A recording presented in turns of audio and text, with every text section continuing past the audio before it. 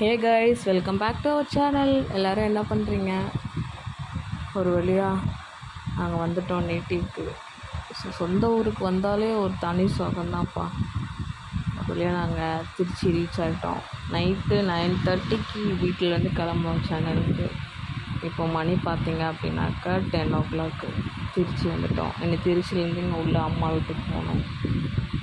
So எப்படி பார்த்தாலும் time ஆயிடுச்சு. ஸோ இதுக்கப்புறம் போயிட்டு ரெடி ஆகிட்டு ஓட்டு போட போகணும். ஸோ அப்படியே வந்தாச்சு. ஒரு வழியாக நம்ம ரெடி ஆகிட்டோம் கைஸ் ஓட்டு போட. ஸோ நான் மட்டும் இல்லை, நான் என் தங்கச்சி எல்லாருமே ரெடி ஆகிட்டு ஓட்டு போட போயிட்டுருக்கோம். ஸோ ஒரு வழியாக ஓட்டு போட்டு வந்தாச்சு. நாங்கள் ஓட்டு போட்டு வெளில வரும்போது பார்த்தீங்கன்னாக்கா ஒரு பெரிய சர்ச்சு. இந்த சர்ச்சு தான் பார்த்திங்க அப்படின்னா நான் சின்ன வயசுலேருந்து இங்கே தான் போயிட்டு வந்து அது ஜாலியாக இருக்கும். அது ஒரு லைஃப். ஹாப்பியாக இருந்துட்டு சூப்பராக நல்லா ஃபன்னாக இருக்கும்.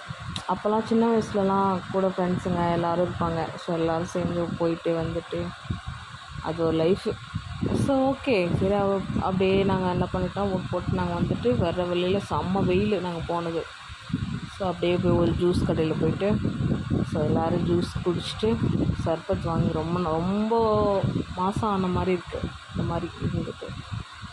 சரி ஓகே அப்படின்ட்டு சர்பத் வாங்கி குடிச்சிட்டு நேராக அப்படியே நாங்கள் என்ன பண்ணிட்டோம்னாக்கா வீட்டுக்கு வந்துட்டோம்.